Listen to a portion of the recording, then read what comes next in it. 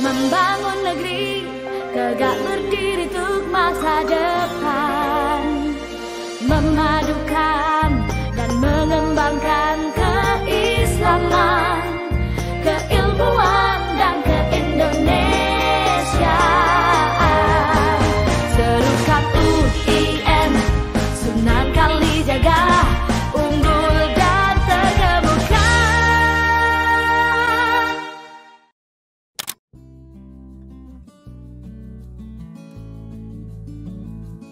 Bismillahirrahmanirrahim. Assalamualaikum warahmatullahi wabarakatuh. Kali ini kita ditemani Pak Dirjen Pedis, Prof. Ali Ramdhani, Pak Yai. Nggak tahan saya kalau Ya. Jadi kita sangat beruntung ya, beliau mengizinkan berbincang sejenak. Dan sebagaimana kita tahu bahwa beliau sangat kuat akarnya di Jogja karena Pak Yai Anwar Musyaddad dulu menjadi dekan Usuluddin.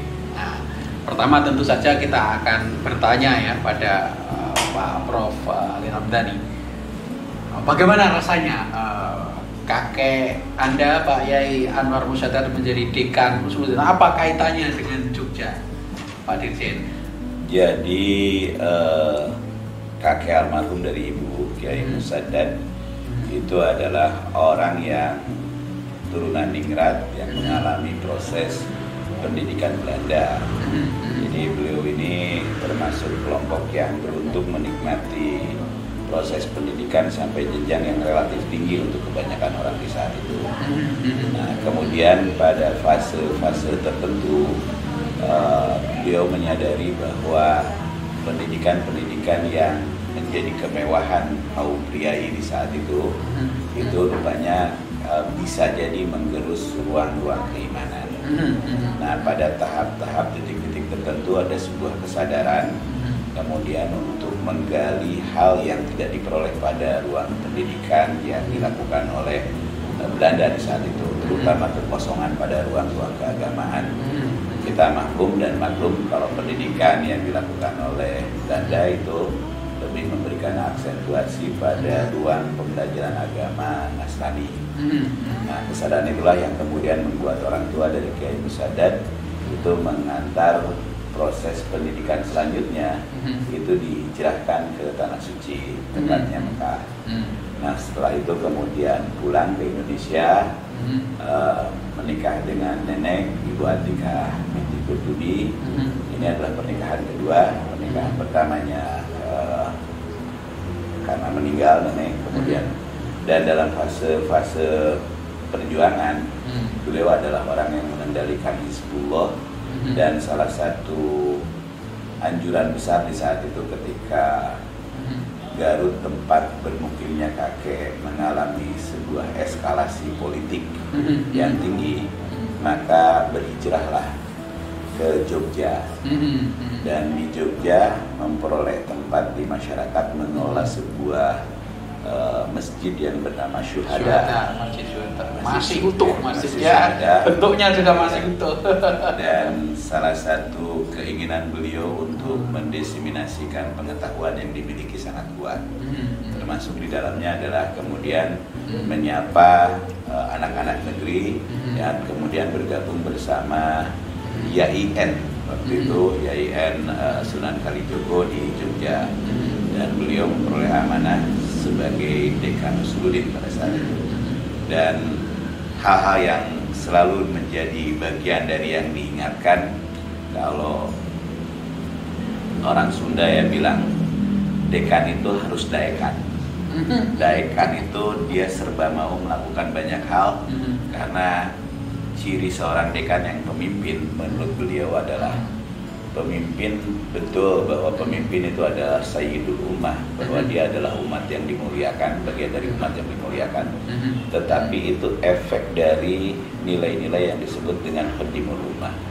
Seorang pemimpin yang sesungguhnya adalah yang melayani umat, dan melayani umat itu harus serba mau, yang kemudian disebut daekan.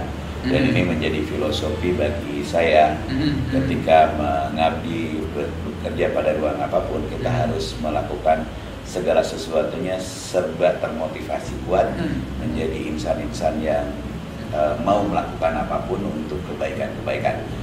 Saya nggak tahu padanan kata daikan itu apa ya? Daikan bahasa itu Jawa. serba kerso lah gitu. Oh, ya, okay. ngangkut kursi pun nggak masalah. Okay. Karena fase itu adalah fase awal ya, YIN. Happy. Ya, dan salah satu legacy yang saya ingat, mudah-mudahan ini tercatat dari bagian sejarah universitas tertua di Indonesia swasta, bahwa beliau pun termasuk seorang pendiri dari UII. Dan pasca keteduhan eskalasi politik yang kemudian mereda, beliau memperoleh perintah untuk mendirikan YIN Bandung. Jadi Dan beliau rektor pertama. Dan tentu saja proses pembelajarannya diawali dengan hikmah beliau di YIN Kalijodo. Jadi sebetulnya kalau kita merujuk pada deretan-deretan rangkaian waktu sejarah ini, bahwa UIN Sunan Gunung Jati Bandung itu motivasi utamanya adalah ajaknya dari YIN Kalijodo yang membawa sinar pencerah dan hadir UIN Bandung hari ini, YIN Bandung tepatnya. Begitu kan? Iya. Jadi ini seperti nggak tahu ya apakah terencana atau tidak. Dan sekarang cucunya menjadi dirjen yang akan mengatur seluruh PTKN di seluruh Indonesia. Ini seperti berkah atau mungkin sudah menjadi doa beliau supaya ini ada yang merawat. Ya, Prof Makin, ada sesuatu hal yang tidak bisa saya ceritakan karena ini adalah pengalaman yang betul-betul pengalaman pribadi. Tetapi saya semakin sadar bahwa eksistensi manusia pada hari ini, termasuk eksistensi saya, itu adalah orang yang selalu diberkahi dan dinaungi oleh eksistensi orang tua kita. Muhammad Ali Ramdhani ini adalah orang yang beruntung lahir dari rahim yang tepat, dengan bibit-bibit yang tepat. Banyak hal yang tidak bisa saya ceritakan, tetapi hari ini saya memperoleh keberuntungan dari kebaikan-kebaikan orang tua saya. Dan saya itu mengalami persis siapa sih Muhammad Ali Ramdhani kalau bukan bin. Ya, saya tentu saja pada satu sisi menikmati, pada satu sisi ini juga merupakan amanah, karena ada nama besar yang berada di pundak saya, dan saya pun ingin mewariskan sebuah nama besar buat anak saya. Dan tepat seperti yang disampaikan oleh Prof Makin, bahwa saya hari ini memperoleh apa yang saya terima itu semata-mata bukan karena kemampuan saya, bukan karena apapun, kecuali nama besar dan doa dari orang tua. Dan tentu saja ini sebuah tugas ya. Dan ini sebuah amanah. Dan mungkin kita juga ingin tahu nih Prof, apa yang dibayangkan sebagai sesuatu yang ideal pendidikan keislaman di Indonesia di PTKN ini. Jadi ada sebuah harapan besar ya, lembaga pendidikan Islam ya, diawali dengan lembaga-lembaga pendidikan sekelas PAUD, kemudian Madrasah Ibtidaiyah, Sanawiyah, Aliyah, perguruan tinggi. Kemudian pada sisi lain kita juga mengenal pondok pesantren, dan itu termasuk lembaga pendidikan yang terkoordinasi di Kementerian Agama, khususnya di Pendis. Kalaulah kemudian kita mengerucutkan tentang konsep keinginan kita tentang lahirnya insan-insan yang mulia, hasil dari lembaga pendidikan Islam ini, saya bersama teman-teman tentunya memiliki konsep untuk melengkapi insan manusia itu dengan 3 hal. Yang pertama adalah iman, Islam, dan ihsan.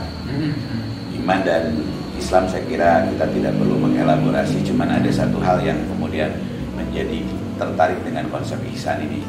Ihsan ini secara terminologis seperti yang kita maklumi bersama, bahwa apabila engkau melakukan sesuatu maka engkau harus melakukan serasa melihat Tuhan. Dan ketika kita tidak mampu menghadirkan Tuhan, maka percayalah bahwa Allah melihatmu. Jadi dimensi spiritual, dimensi kemanusiaan, dimensi kehambaan menjadi bagian penting dari alumni lembaga pendidikan kita. Dan ihsan ini kemudian kita elaborasi menjadi konsep pendidikan Islam dalam konteks akronim. Jadi ihsan ini huruf yang awal mewakili kita menginginkan manusia-manusia, insan-insan yang lahir dari lembaga pendidikan Islam itu adalah mereka yang memiliki integritas. I-nya itu untuk integritas. Dia yang jujur, dia yang disiplin, taat terhadap waktu, dan dimensi-dimensi yang melekat dengan sebuah sebutan akhlakul karimah. Yang kemudian huruf yang kedua adalah humanis. Humanis ini bahwa lembaga pendidikan Islam ingin menyampaikan kebenaran dengan cara-cara yang beradab. Kita ingin melahirkan manusia-manusia yang selalu ramah, tidak marah. Dia mengajak, tidak mengejek. Dia membina, tidak menghina. Dia adalah tampil dengan potret dan wajah Islam rahmatan lil alamin. Dan yang ketiga, huruf yang ketiga adalah S-nya spiritualisme. Spiritualisme ini bahwa kejujuran, humanisme ini merupakan persembahan seorang hamba terhadap Tuhannya ketika dia ingin menjadi seorang hamba yang baik, hamba yang kemudian banyak orang menyebut khairun nas anfa'uhum linnas. Jadi dimensi spiritual ini adalah dimensi transenden yang kemudian harus melekat satu nafas di dalam tubuh perilaku seorang alumni dari lembaga pendidikan Islam. Hal yang berikutnya yang tak kalah penting dari ihsan ini, huruf berikutnya adalah A, yaitu adaptability atau adaptasi. Kita menginginkan hari ini melahirkan anak-anak yang pada zamannya akan menjadi pemilik zamannya. Dia akan menjadi pribumi, bukan tamu pada dinamika waktunya. Kita mengharapkan lembaga pendidikan Islam mampu melahirkan anak zaman yang beribukan waktu, berayahkan zaman. Dia menarik bersama zaman untuk kemudian menarikkan zaman.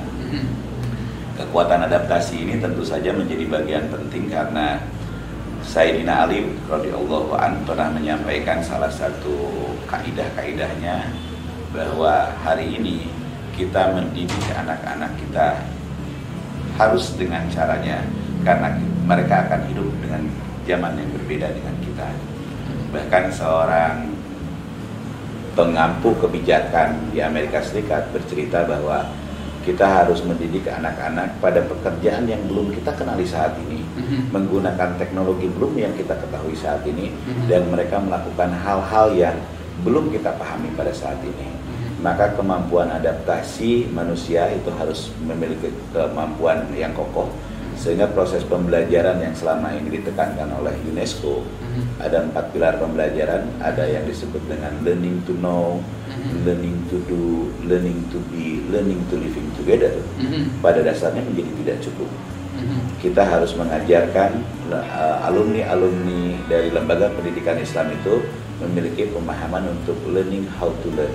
Sebab setiap hari kita disajikan sesuatu hal yang baru, kemampuan adaptasi dan kemampuan belajar secara cepat itu adalah penciri sejati dari seorang alumni dari lembaga pendidikan Islam. Pembelajaran sepanjang hayat harus menjadi penciri komunitas dari alumni lembaga pendidikan Islam. Salah satu kaidah yang selalu kita ingat, nasihat dari orang tua kita, bahwa orang yang terpelajar hanyalah pemilik masa lalu, tetapi orang yang terus belajar yang akan menjadi pemilik masa lalu. Ini menarik. Ya. Saya baru dengar ini. Ya. Saya kira kita, kalau kita mendeklar sebagai orang terpelajar, berarti masa lalu. Kita pemilik masa lalu. Tetapi orang yang terus siap belajar, siap beradaptasi. Ya, akan menjadi pemilik masa depan. Dan satu lagi melengkapi ihsan ini adalah N-nya nationality. Oke. Nationality itu adalah bagian dari kecintaan bangsa. Jadi tidak boleh ada alumni lembaga pendidikan Islam yang kemudian lahir menjadi orang-orang yang merongrong nasionalisme. Ini penting ini ya, catat ya. Jadi kaidahnya sangat relevan ini untuk saat kaidahnya ini. sangat sederhana. Kebul waton minal iman, NKRI harga mati. Begitu Pak. Ya. Siap Pak Dirjen. Ini Pak Dirjen belum menyinggung soal sains. Sementara Pak Dirjen sendiri backgroundnya sains.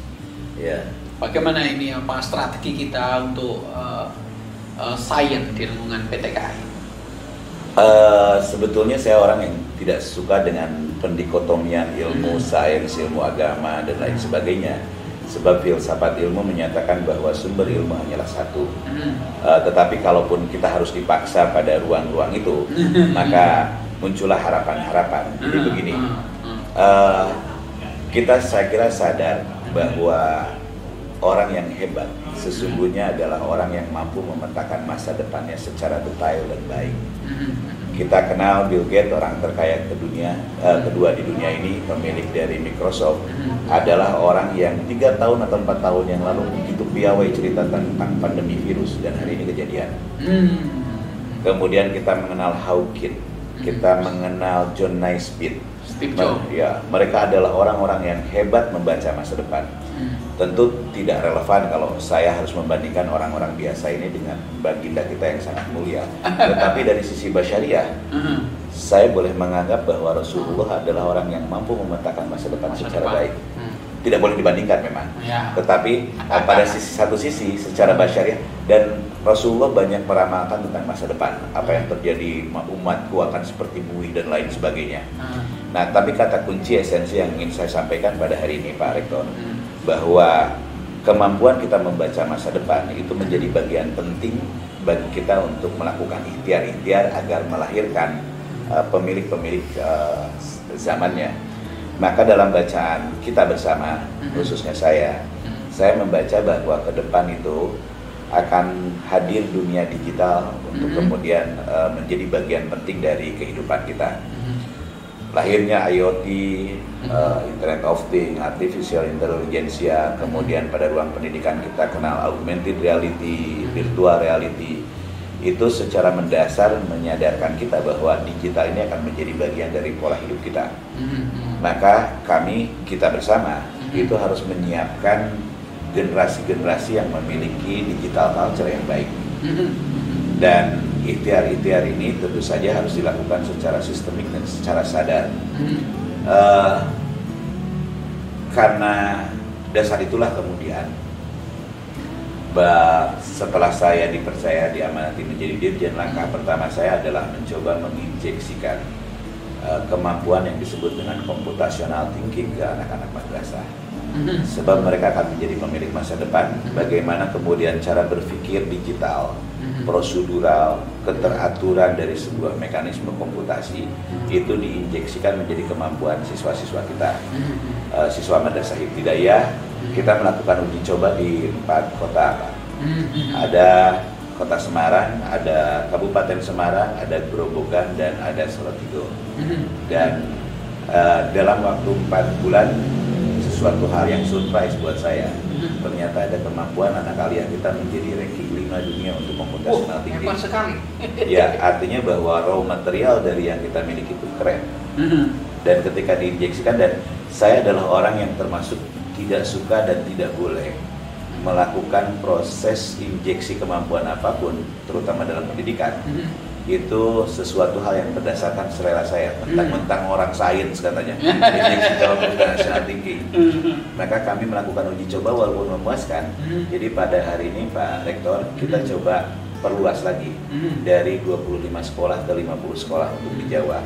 Kalau sukses, kemudian akan kita bawa lebih besar lagi. Dan mudah-mudahan kalau tidak ada sesuatu hal yang aral melintang dan hasilnya baik, maka ini akan menjadi penciri utama dari alumni madrasah kita. Mereka yang melek teknologi, mereka yang bukan sekedar pengguna teknologi, tetapi memahami bagaimana sebuah teknologi bekerja. Karena pada hari ini kita hanya penikmat teknologi. Konsumen ya? Iya, Anda bisa Microsoft Word tanpa pernah bisa berpikir bagaimana menciptakan OS dan Microsoft Word dari sisi penulisan coding. Jadi kita tuh baru penikmat, itu pun sudah disebut jago untuk beberapa komunitas. Saya ingin mereka memahami secara mendasar filosofi dan cara berpikir, sehingga pada satu saat nanti ketika betul bahwa digital ini menjadi sebuah bagian dari komuniti kita, mereka adalah orang yang siap tidak sekedar pengguna tetapi pencipta teknologi. Dan ini bukan sekedar basa-basi, ini sudah kita lakukan dan nanti akan diperbesar pada ruang yang jauh lebih coverage-nya lebih besar, dan saya mohon bantuan ke siap Pak Dirjen. Ya. Jadi kalau diizinkan, kita akan mencoba mengenalkan computational thinking bukan dosen-dosen tarbiyah yang mengajarkan guru-guru agar kemudian mereka mengetukbularkan kemampuan computational thinking bagi siswa. Ya, dan ini jangan dipahami sesuatu hal yang rumit, sederhana kok. Dia bukan matematik, dia bukan sosial, tetapi dia disiplin ilmu yang bekerja atas dasar keteraturan. Dan di pesantren kita sudah sangat terbiasa dengan mantek. Itulah yang disebut dengan computational thinking. Oke, logika ya. Ya. Tokohnya Al-Khwarizmi itu adalah tokoh Muslim yang kemudian Ini dikenal. dasarnya algoritma nanti ya. Iya, dasarnya algoritma. Kita juga tidak berharap semua anak madrasah menjadi programming, enggak. Tetapi suatu saat nanti semua orang akan bekerja pada ruang digital. Hari ini saja ketika kita memesan makanan kita pakai Google, GoFood, ya semuanya serba digital. Tapi lagi-lagi saya ingin mengingatkan bahwa hari ini bangsa kita baru Konsumen. bukan pencipta. Produsen. Dan mudah-mudahan melalui lembaga itu melalui injeksi itu, maka kita akan ketemu dengan orang-orang yang memiliki tingkat keimanan yang kuat, tingkat ketakwaan yang kokoh. Pada sisi lain dia menguasai dunia dalam genggaman, akhirat adalah tujuan utamanya. Ini yang terakhir Pak Dirjen ya. Ya. Pesan Pak Dirjen untuk para mahasiswa kita. Mahasiswa. Ini kan ya untuk ke depan kan, terutama tadi Pak Dirjen juga sudah mengungkapkan betapa pentingnya berpikir ke depan.